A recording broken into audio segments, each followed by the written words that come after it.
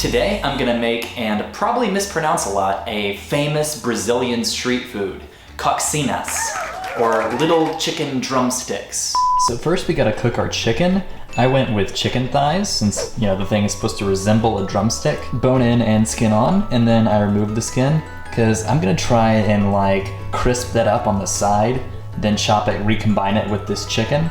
But we're gonna take our chicken thighs and we're gonna drop them in a pot of hot chicken broth. And we're just gonna cook them in here, just boil them until it's cooked all the way through. We'll prep the rest of our ingredients for the filling. We got 1 white or yellow onion, some parsley, a couple green onions, 3 garlic cloves, and also a small tub of ricotta cheese. So here's the prepped ingredients. Now our chicken is done, I believe. Yeah, it looks good. So we're just gonna take out the chicken, put it on a plate to cool, and then we're gonna shred it. While we're waiting on the broth to cool, we are gonna start on our dough. So I'm gonna add about half a teaspoon of salt, 2.5 cups of chicken broth. This is about 2 to 2 1/3 cups of flour. By using chicken broth instead of water, we're just gonna get super flavorful dough and start mixing. I assume that this is gonna be a very sticky dough, so we're gonna keep going until we get to that.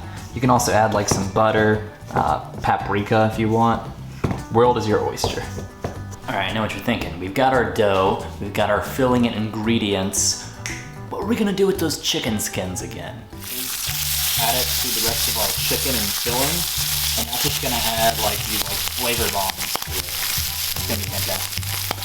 All right, so take out the chicken skins, put in our onions and garlic. We let that saute for a little bit. It's nice and brown. And now we're gonna add the rest of the green stuff. Just wanna cook the parsley a little bit, release the juices from these green onions. And then we add our chicken, just heat it up, it's already cooked. Let it cool down and then mix in our cheese. And we'll be ready to finish this up. All right, you can see the crispy chicken bits right there on the top. But now, the most important part is gonna season it. So just a little bit of salt, pepper, and then I'm just gonna add some cumin. Mix that all together.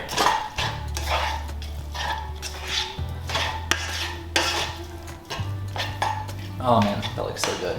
All right, we're gonna add the cheese to that. And then we're gonna start assembling our little packages. So that's about 1 cup of ricotta cheese. Just stir that in while it's hot. Hopefully it'll melt a bit, break down, become more homogeneous.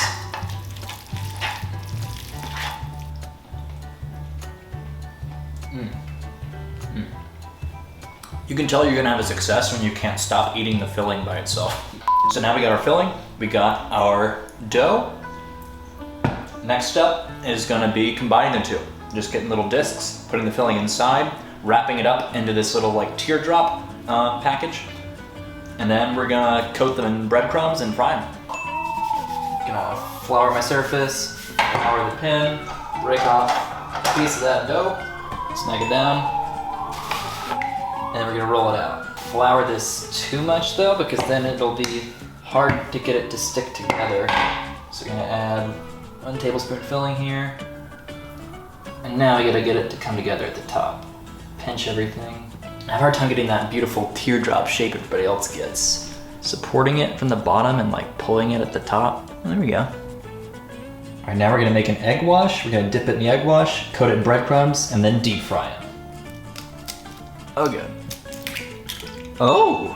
All right, so now just drop it in the egg wash, roll it all around, get every side coated, then dunk it in your breadcrumbs. And I was just wondering, why couldn't I get this thing to stay in the teardrop, the little perfect teardrop I see everybody else have. So there, see?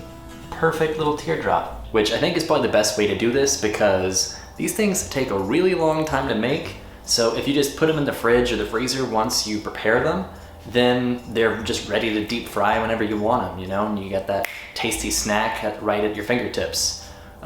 If you would leave them in the fridge before you deep fry them, they can stay for about 3 days. Freezer is 3 months. All right, so the oil is right at 350, which is where we want to be. Time Time to just drop these in and see what happens. Make myself extra safe. I think we can do about like 3 at a time.